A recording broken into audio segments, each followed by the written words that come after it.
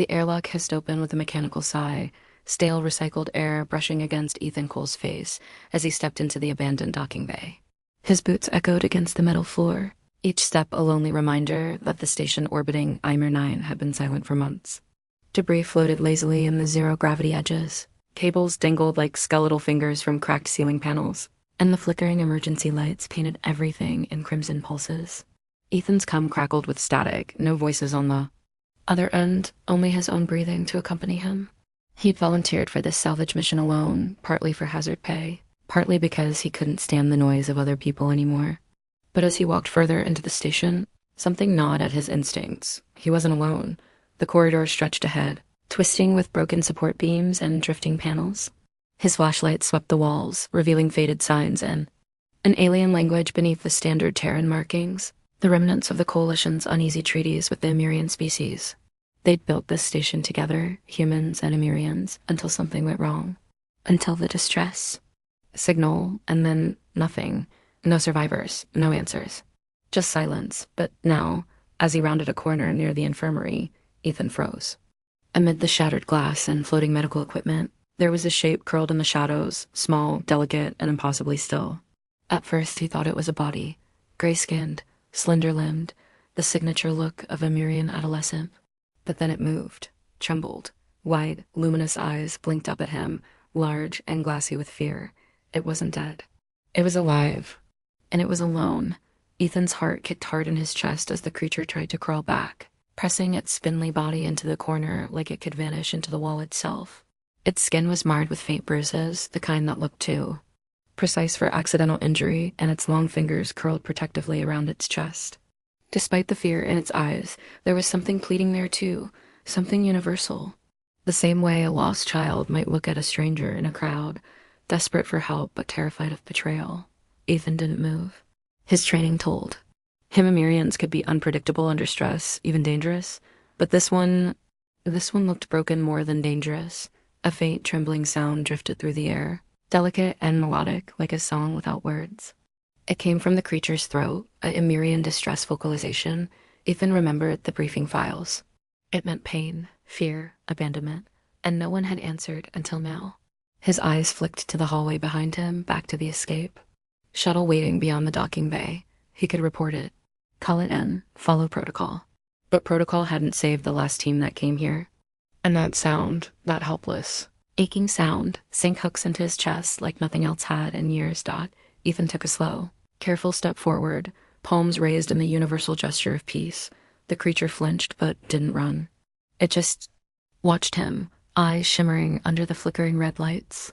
Up close, its features were delicate, almost ethereal, thin ridges along its forehead, translucent patches beneath its skin pulsing faintly with bioluminescence. Not a child, exactly, but young and scared. So very scared. I'm not here to hurt you. Ethan's voice was rough, unused, cracking slightly against the stale air. He wasn't sure if the translator patch on his suit would work, Ymirian. Language was more song than speech, but maybe tone counted for something. You're safe now. You hear me? I'm human, Ethan. I won't hurt you. For a moment, silence hung heavy, the creature's gaze unwavering, its body trembling like a leaf in a storm. Then, slowly, hesitantly, it extended one trembling hand toward him, slender, gray, fingers tipped with faintly glowing nails. Ethan hesitated for only a second, then reached out, his rough, calloused hand engulfing the fragile one. The moment their skin touched, the alien latched onto him with sudden, desperate strength, its body shivering with relief or exhaustion. He couldn't tell. It pressed closer, as if afraid he'd vanish the moment it let go. And deep within its bioluminescent skin, faint blue pulses flickered, sinking rhythmically, almost like a heartbeat. Ethan's breath caught. The mission had changed. This wasn't salvage. This wasn't protocol. This was survival. And it wasn't.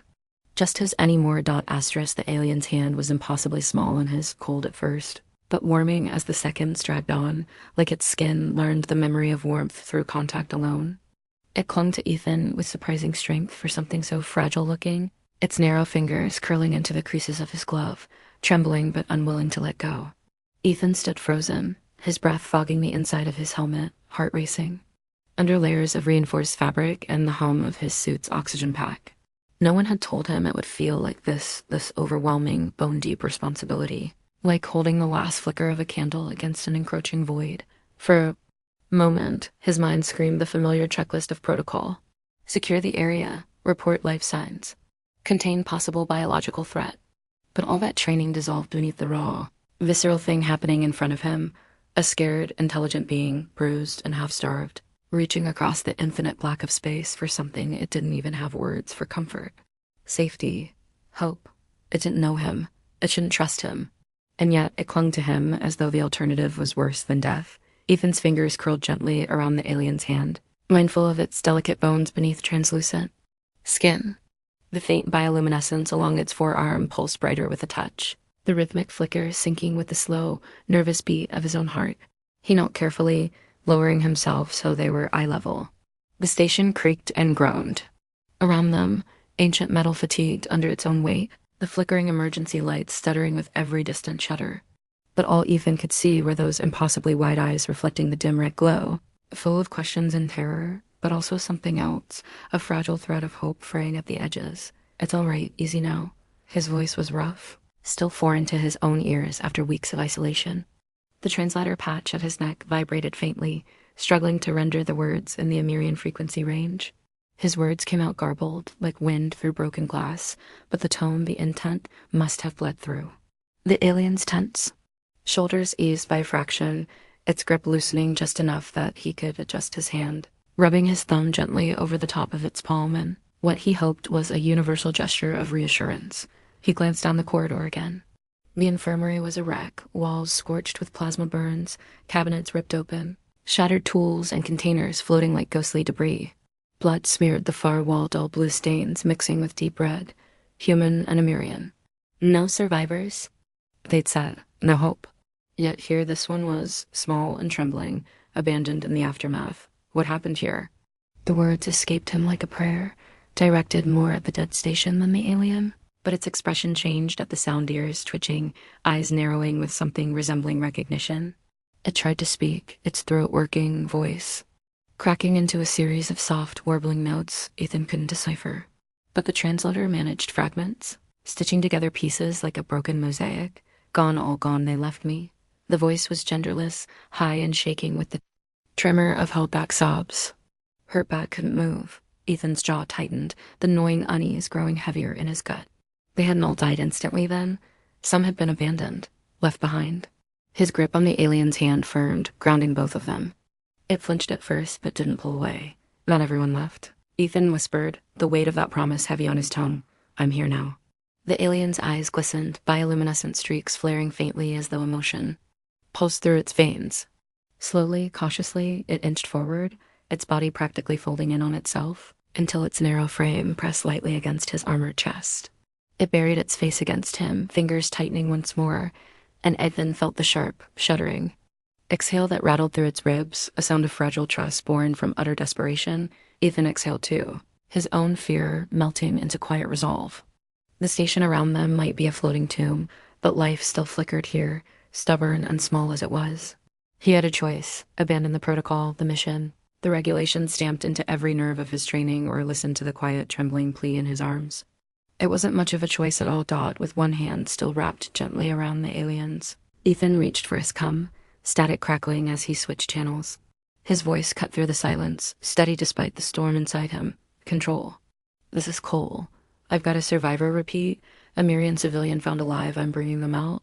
The alien tensed at the words, trembling anew, but its grip never faltered. Even as fear rolled off its skin like heat, it didn't let go. And deep down, neither would he. The trek back through the broken station felt longer than Ethan remembered, every corridor groaning beneath the slow, inevitable decay of forgotten promises. The alien, she, Ethan realized instinctively now, though gender meant little between species, stayed pressed against him the entire time.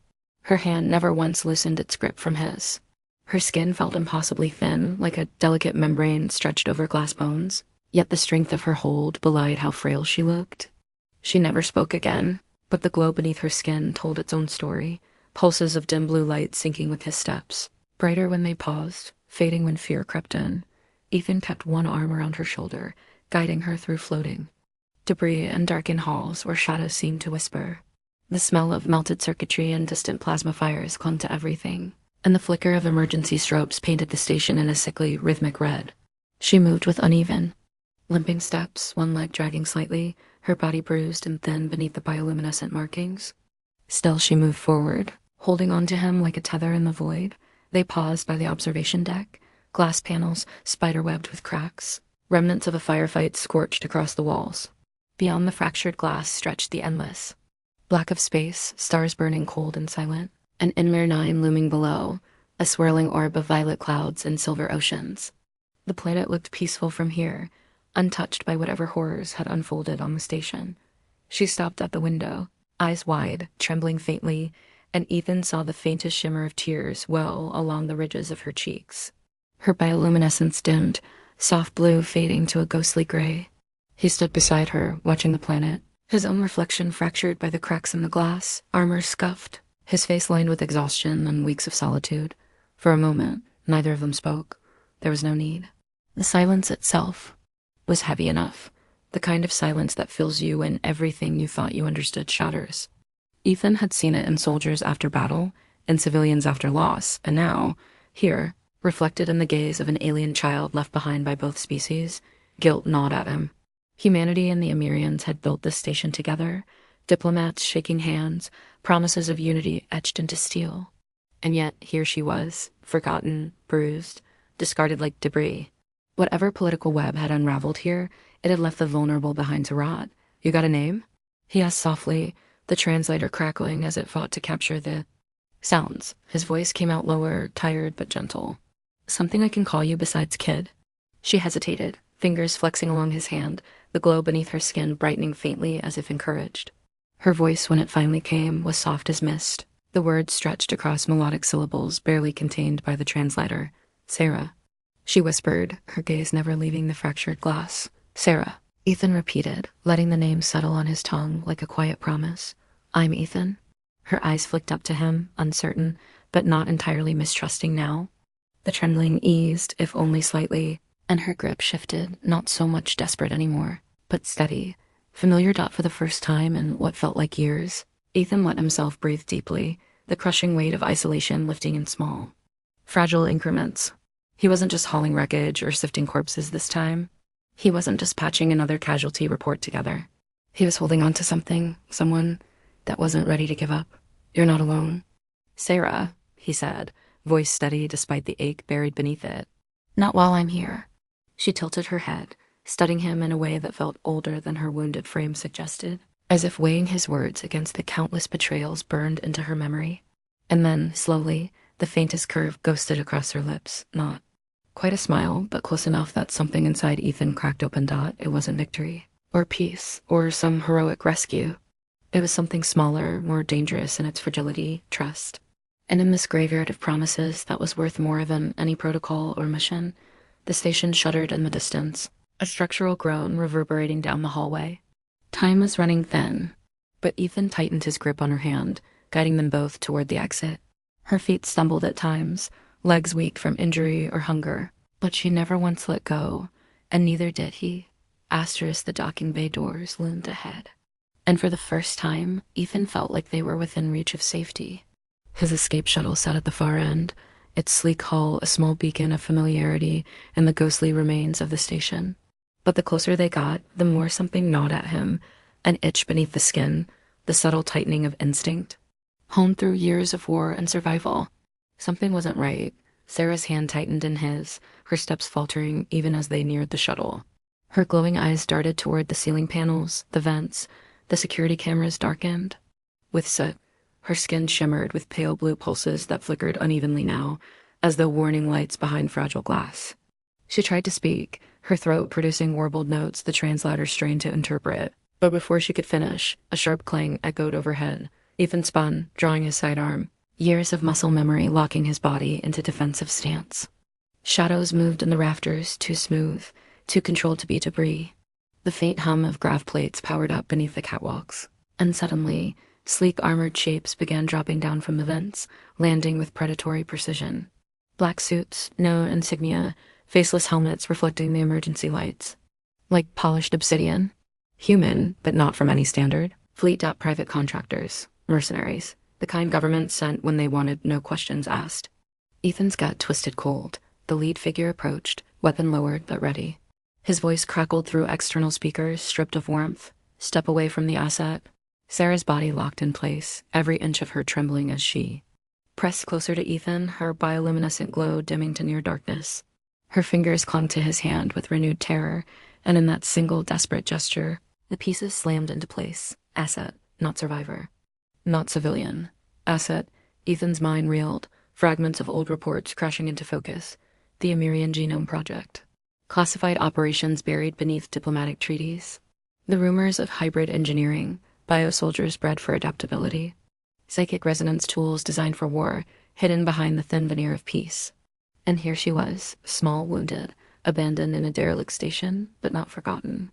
They'd left her to die, but when the signal revived, it came crawling back to claim their property. I said, "Step away."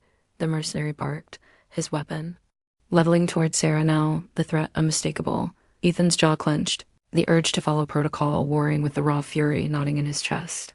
He looked at Sarah, really looked, and beneath the fear, beneath the bruises and grime, he saw it. Intelligence burning behind those alien eyes. She wasn't a weapon.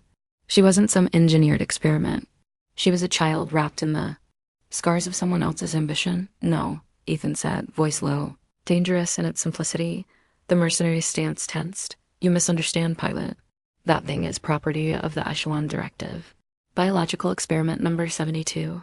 Highly unstable, highly valuable. Hand her over and you walk away.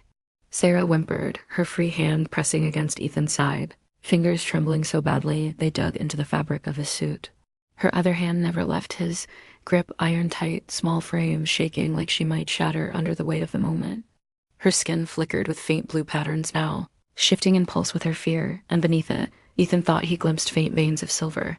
Biotechnological circuitry laced through flesh like artificial roots. Ethan's mind spiraled. But his choice didn't waver. She had trusted him when she had no reason to. She had reached for him when the universe abandoned her. And now they wanted to rip her away, shove her back into the shadows where experiments vanished and children were tools. His grip tightened around her hand, a promise in the quiet defiance of touch. His sidearm stayed raised, his stance solid. His eyes locked onto the faceless mercenaries. I'm not leaving her, he said, every syllable a line in the sand. The mercenaries sighed, almost regretful, though the coldness in his stance never faltered. Don't be a fool, Cole. This isn't your fight. Ethan's eyes never left Sarah's. She shook her head in tiny, frantic motions, wide eyes pleading with him not to let go, not again. His heart cracked at the raw terror etched into her face, but beneath it, he saw defiance too. She'd survived. This long, abandoned, and hunted, because she refused to break. Now it was his turn to refuse. It is now, Ethan replied, steel in his voice, and the mercenaries raised their weapons. The world contracted to sound and motion, the sharp clicks of safeties disengaging, the low hum of plasma coils charging, the faint whimper at Ethan's side as Sarah pressed herself into him, her body rigid with terror. The mercenaries fanned. Out with military precision, faceless, armored, weapons gleaming under the dying red glow of emergency lights. They weren't bluffing. This wasn't a warning. They'd killed to reclaim their asset, and no one would ask questions after. Ethan's mind raced, old instincts flooding his nerves like fire. Every mission gone sideways, every ambush, every desperate act of survival etched into muscle memory. But this wasn't like before. This wasn't war in the abstract. This was a child, no, a person with fear in her bones and hope in her fragile grip. His hand curled tighter around Sarah's, grounding her in himself all at once. Final warning. The lead mercenary called out, voice flat, clinical, devoid of anything human. Step away. Ethan's fingers hovered over his sidearm trigger, breath steady but burning in his lungs. He counted the hallways, the angles, the faulty panels along the ceiling, the proximity of his shuttle too far. Even if he ran, they'd gun him down before he reached it. But the station was old, wounded, barely holding itself together, and Ethan had walked its bones long enough to know its weak points. Stay behind me, Ethan whispered, voice low. Rough as stone, the translators stitching fragments of understanding across species lines. Sarah's grip faltered for a split-second hesitation. Fear, but she nodded. Her wide eyes locked onto his like he was the last gravity anchor in a universe of chaos. Ethan moved. A single step to the right. Footfall light as breath shoulder, bracing against a cracked wall panel. His free hand darted out, ripping exposed wiring loose. Sparks erupted, a burst of blinding light and the sizzling whine of overloaded circuits. The station ground, metal shuddering as emergency doors along. The far side hissed half closed, trapping 2 mercenaries beyond the threshold. Shouts, weapons raised. Ethan fired. His plasma bolt hit the ceiling. Not them fractured support beams crumbled, debris cascading in a rain of shattered panels and cables. Chaos, distraction, not enough to win, but enough to run. Ethan grabbed Sarah, hauling her toward the shuttle as alarms wailed to life, the station protesting its own dismemberment. She stumbled, small frame nearly weightless in his grip, but her hand never left his. They ran, feet slamming the deck, mercenaries cursing, weapons firing bolts seared past them, lighting the air with crackling blue fire. Pain seared across Ethan's shoulder, a grazing shot, but he didn't slow. Blood soaked into his suit, nerves screaming, but the only thing that mattered was the faint, desperate pressure of Sarah's hand still clinging to his. He saw the shuttle bay so close, the ramp extended, the cockpit gleaming with promise of escape. Another bolt struck near his feet, plating bursting apart, fire and smoke billowing. The lead mercenary's voice cut through the chaos, amplified and cooled as ice. Asset 72 is unstable. She will kill you, Cole. She is not a child. She is a weapon. Property of Echelon. Ethan's grip tightened around Sarah's, anger flaring hotter than the plasma burns across his arm. He risked a glance at her eyes, wide, luminous, full of fear, but beneath it, layers of grief, resilience, confusion. No killer, no machine. Just the haunted reflection of every soldier left behind, every innocent caught in crossfire. I don't care. Ethan spat back, voice raw, the words ripping from him with defiant finality. She's not yours. They hit the ramp. Ethan shoved Sarah inside, spinning to cover her, his sidearm raised, body braced for the final assault. The mercenaries advanced, precise, relentless. But as they fired, Sarah screamed a sound like breaking glass, mixed with the hum of stars collapsing.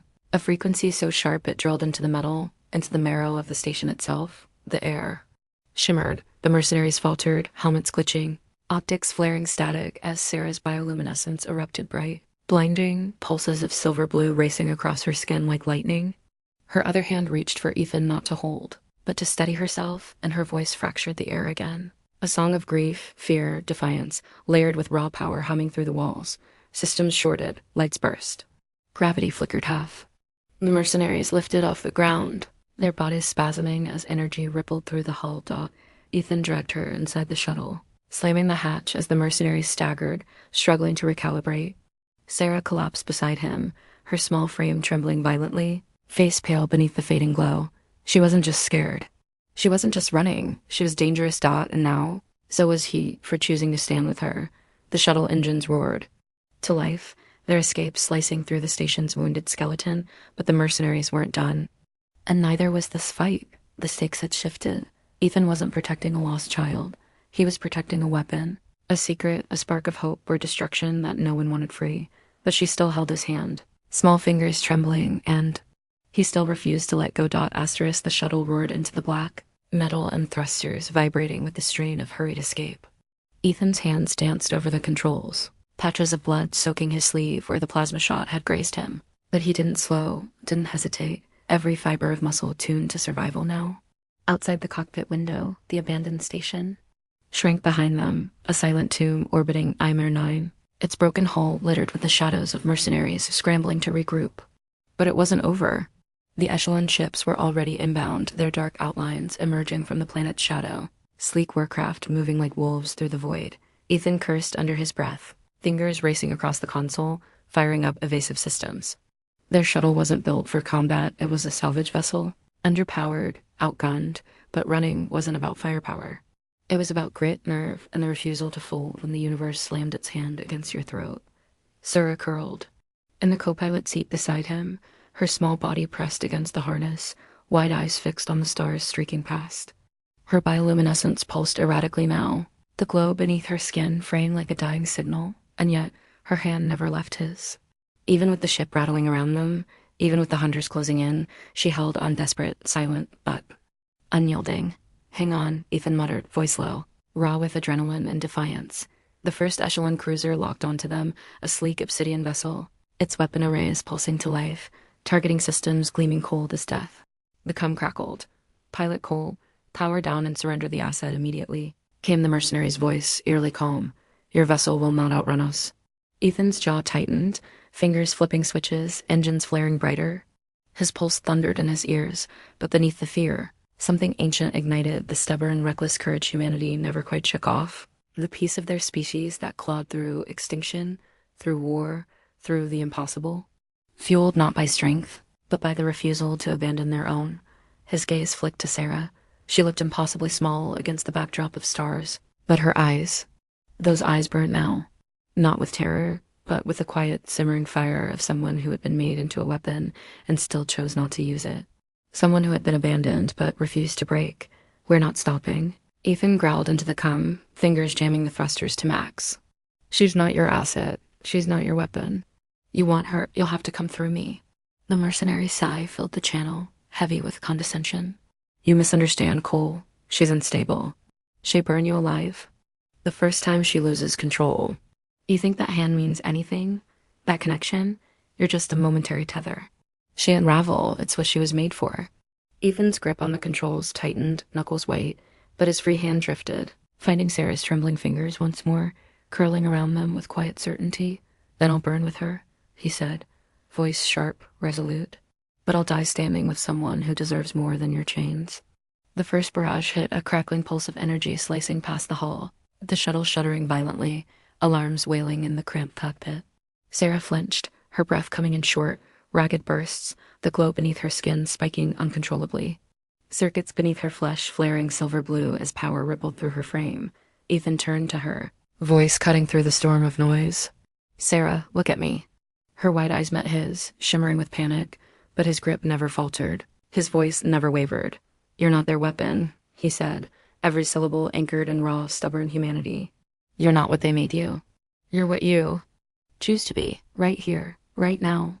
She shook her head weakly, body shivering with the barely contained energy crackling under her skin, but Ethan held on, refusing to let her drown beneath the waves of engineered fear. Breathe, he urged, thumb brushing over the back of her hand. We get through this together. The cruiser closed in, its weapon systems charging, another blast imminent. Sarah's glow spiked brighter this time, not chaotic, but steady.